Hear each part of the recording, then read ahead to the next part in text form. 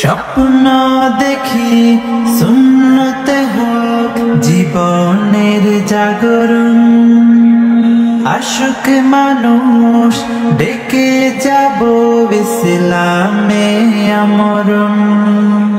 স্বপ্ন দেখি সুন্নতে হোক জীবনের জাগরণ, আশুক মানুষ ডেকে যাব ইসলামে আমরণ।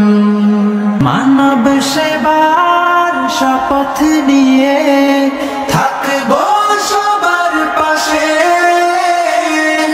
কান্না ফেলে ভাবিল সুখে যেন হাসে।